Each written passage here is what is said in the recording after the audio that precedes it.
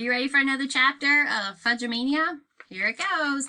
Chapter 6, The Perfect Babysitter. The next morning, Sheila cornered my mother on the porch. She had the brilliant idea that she should babysit Fudge and that Mom should pay her. Look at it this way, Miss Hatcher, Sheila said, making her case. You're always worrying about him, right? You never know what he might do, and this is supposed to be your vacation. Wouldn't it be nice if you could just relax? Remember the last time Sheila babysat Fudge, Mom? Remember how he lost his 2 front teeth trying to fly off the monkey bars? That was years ago, Mrs. Hatcher, Sheila said. Fudge wasn't even 3, and I took a babysitting course this year. I guarantee satisfaction. No babysitting course could prepare you for Fudge, I argued.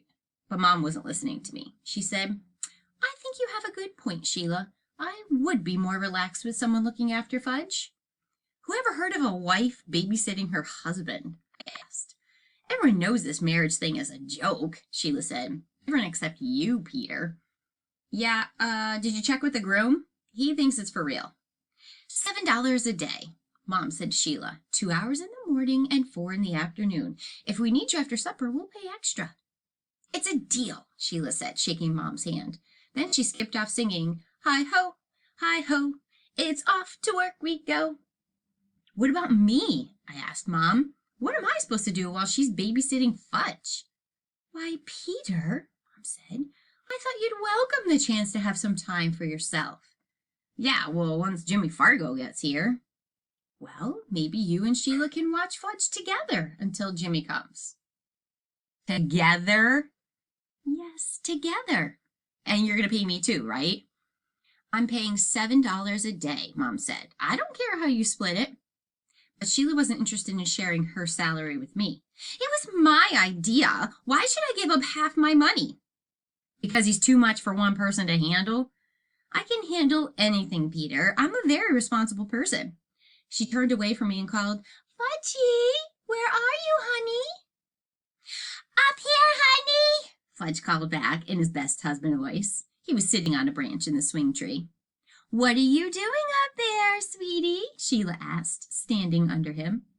Resting, Fudge said. A bird always rests after breakfast. I've got news for you, I told him. You're not a bird. I'm practicing for when I grow up, he said. You're not going to be a bird when you grow up, I reminded him. I know I'm not going to be a bird, he said, swinging his feet. I'm going to be a bird breather. What's a bird breather? Sheila asked. Somebody who breathes for birds? Duh. I never heard of that, Sheila said. People don't breathe for birds. That's how much you know. Sheila looked at me. He means a bird breeder, I said. Without me around, she'll never understand him. Oh, a bird breeder, Sheila said. That makes more sense. What makes more sense? Fudge asked. Being a bird breeder, Sheila said. What's a breeder? Fudge asked. Someone who breeds birds and animals? Sheila said. What's breeds? She looked at me again. You wanted to be in charge, I said. You answer all his questions. It's someone who raises animals, Sheila explained. Like a dog breeder raises dogs, and a cat breeder raises cats, and a bird breeder raises birds. And a baby breeder breeds babies? Fudge asked. Not exactly, Sheila told him. Parents raise babies. How come baby breeders don't raise babies? I don't know, Sheila said. It just doesn't work that way. I started to laugh. Just wait till she finds out how many questions he asks a day. Now come down from that tree, Sheila told Fudge. Yeah. Very well, she said, sounding exactly like our 5th grade teacher. She marched off toward the garage and came back with a 10-foot ladder.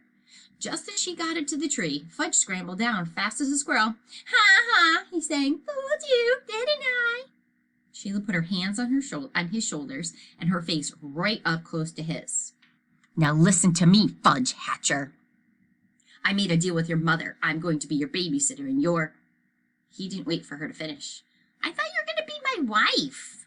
First, I'm going to be your babysitter, she said. And if that works out, we'll talk about the wedding. After lunch, everyone went off to their afternoon activities, just like at summer camp.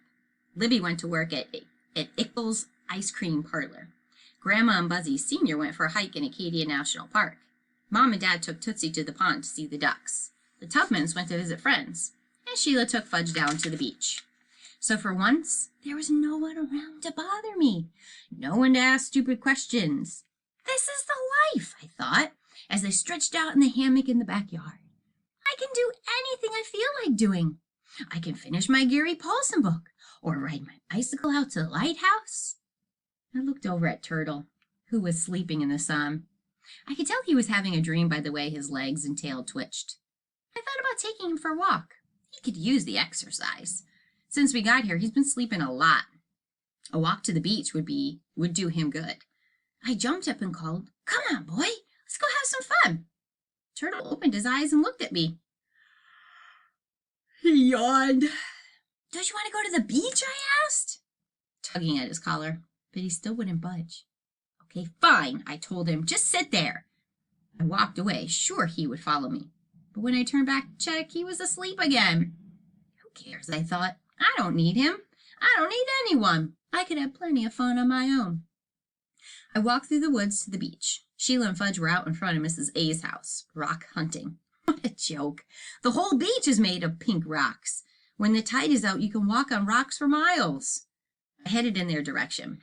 At first, they didn't notice me. They were too busy choosing rocks to dump in their bucket. So I snuck up right behind Sheila and made a loud barking sound. Ruff! Sheila jumped about 3 feet. She was really mad when she saw it was me. "Who invited you?" she shouted. "It's a public beach," I told her. "I don't need an invitation."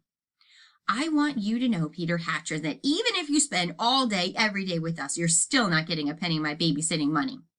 "I don't want your money." "Then what are you doing here?" she asked. "Anyone who feels like being here can be here," I told her. "So how come you didn't feel like being here before? How come you suddenly feel like it now?" I spread my arms wide and sang as loud as I could, "Who can explain it? Who can tell you why?" Fudge started laughing. "Don't encourage him," Sheila said. I kept on singing, "Fools give reasons, wise men never try." I learned that song last night from Buzzy Sr. and Grandma. It's called Some Enchanted Evening.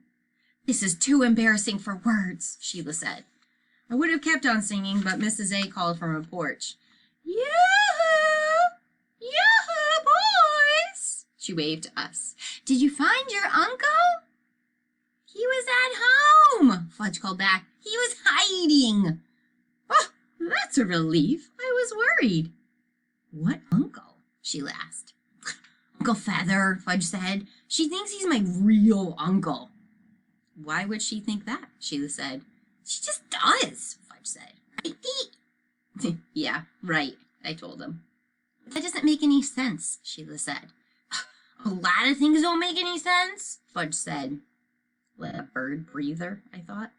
"Yoo-hoo!" Mrs. A called again. "Come up and have a snack. Mitzi's here." Fudge took off, and Sheila panicked. "Wait for me, Fudgy," she called. She tried to lift the bucket, but the perfect babysitter hadn't stopped to think about how much rocks away. "Want some help?" I asked. "I don't need your help." She dumped all the rocks out of the bucket and turned it upside down over them. "Worried someone's going to steal your precious rocks?" I said. "These rocks are special." "Oh, I guess I didn't notice since there's about 2 zillion more exactly like them." "You're hopeless, Peter. Really hopeless."